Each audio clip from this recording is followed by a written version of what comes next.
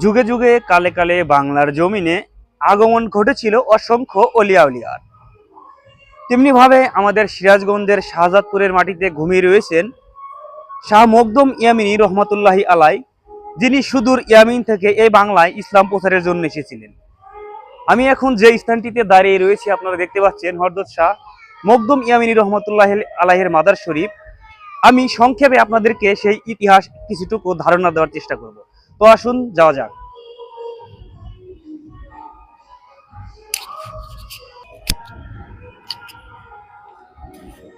তো প্রিয় বন্ধুরা, এই হচ্ছে শাহ মখদুম ইয়ামিনী রহমতুল্লাহি আলাইহির মাজার শরীফ, যেখানে তিনি ঘুমিয়ে রয়েছেন। পাশেই দেখতে পাচ্ছি একটা কবর, আসলে এটা আমার জানা নাই যে ইনি কে।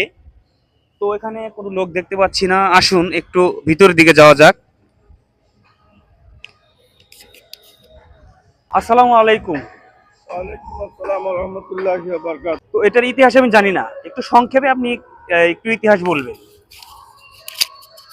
আসসালামু আলাইকুম ওয়া রাহমাতুল্লাহি ওয়া বারাকাতুহু। সম্মানিত হাজিরিন, এই তাজ ইউটিউব আপনারা বাংলাদেশ এবং তথা সারা বিশ্বে যারা দেখছেন, একটাই উদ্দেশ্য, এই তাজ ইউটিউব এই মখদুম শাহদৌলাকে প্রচার করার জন্য, প্রসার করার জন্য বহু কষ্ট করে শুধু শাহজাদপুর হযরত মখদুম শাহদৌলা ইয়ামিনী রহমতুল্লাহ আলাইহির দরবারে হাজির হয়েছেন। আমি সৈয়দ হাফিজউদ্দিন, মখদুমিয়া জামে মসজিদ ও মাজার শরীফের খাদেম। উনি আসছেন 1150 থেকে। মখদুম শাহদৌলা ইয়ামিনী রহমতুল্লাহ আসছেন 1150 থেকে 1196। যে কোনো এক সময় মখদুম শাহদৌলা এখানে আসেন। এখানে এসে উনি ইসলাম প্রচারের জন্য উনি এই দেশে আগমন করেন। হযরত মখদুম শাহদৌলা ইয়ামিনী রহমতুল্লাহ আলা উনি যখন এই জায়গাটা পদার্পণ করেন, তখন ওনার একটা ঘরের প্রয়োজন, জায়গার প্রয়োজন, যার কারণেই এই মসজিদটা উনি সর্বপ্রথম নির্মাণ করেন। পাশেই ওনার মাজার শরীফের পশ্চিম পাশে যে মসজিদটা আছে, সেই মসজিদটি হলো ওনার তৈরি, হাতের তৈরি মসজিদ, যেটা উনি নিজে হাতে তৈরি করছেন। হযরত মখদুম শাহদৌলা ইয়ামিনী রহমতুল্লাহ আলা প্রায় 40 জন দরবেশ সহ উনি এখানে আসেন। ওনার ভাগনা, ভাগ্নি, বোন, ওস্তাদজি সবাই মিলে এখানে আসেন।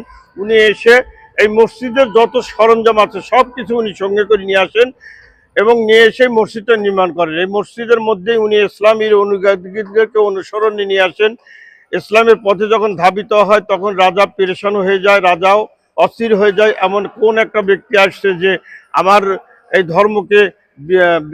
ধর্মকে নষ্ট করে ইসলামের দিকে নিয়ে আসছে। তখন রাজা মৃত অথবা জীবিত তাকে মানার জন্য ঘোষণা করে দেন, এলান করে দেন। তখন ওনার কাছে একজন আসেন, এসে ওনার কলেমা গ্রহণ করেন এবং ওনার সাথে চলে আসেন। এত কাছে চলে আসেন, যখন উনি মসজিদের মধ্যে আসরের নামাজ সিজদায় চলে যায়, তখন ওনাকে দুখণ্ড করে ফেলে। রক্তমাখা শরীরে মসজিদের মধ্যে এই ওনার দেহ মুবারকটা পড়ে থাকে, মাথা মুবারকটা পড়ে থাকে। মাথা মুবারকটা এখান থেকে নিয়ে চলে যায় রাজা বিক্রম কিশোরীর কাছে। ওখানে কুচবিহারে ওনার আরেকটা মাজার আছে, এখানে উনি শুয়ে আছেন। হযরত মখদুম শাহদৌলা ইয়ামিনী রহমতুল্লাহ আলা, ওনার ভাগনা খাজানুর, ইউসুফ শাহ পরগনা, ওনার সাথী ওস্তাদজি, এরকম আরও আশপাশে, গ্রামের আশপাশে অনেক মাজার আছে যা উনি সাথে আসেন। মখদুম শাহদৌলা এমন একটা মাপের অলি ছিলেন যে এখানে হিন্দু মুসলমান সম্প্রদায় সবাই আসে, নিয়তের জোর, মনের জোর, আল্লাহ রহমত। আল্লাহর সাথে ওনার সম্পর্ক, ওনার সাথে আল্লাহর সম্পর্ক। উনি যদি আল্লাহর কাছে হাত তোলে নিশ্চয়ই কবুল হবে, বিধায় এই দরবারে আসে। এখানে চৈত্র মাস 2য় সপ্তাহ প্রত্যেক বাৎসরিক ওরস শরীফ হয়। চৈত্র মাসের 2য় সপ্তাহ বৃহস্পতি শুক্রবার ওনার বাৎসরিক ওরস শরীফ হয়। এখানে আসে একটু শান্তির জন্য, মহব্বতের জন্য, কল্যাণের জন্য।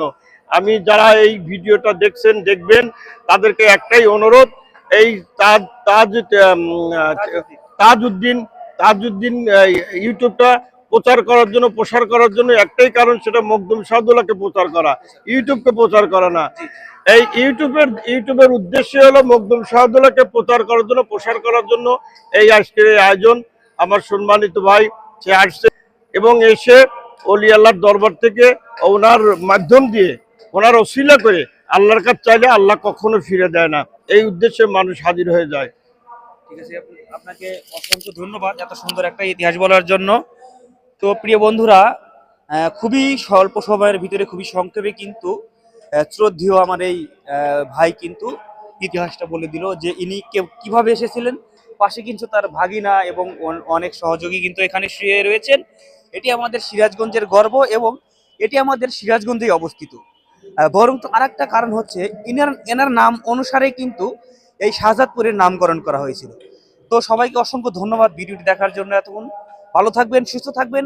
পরবর্তীতে আবার যে কোনো একটা নতুন ভিডিওতে দেখা হবে। আসসালাম।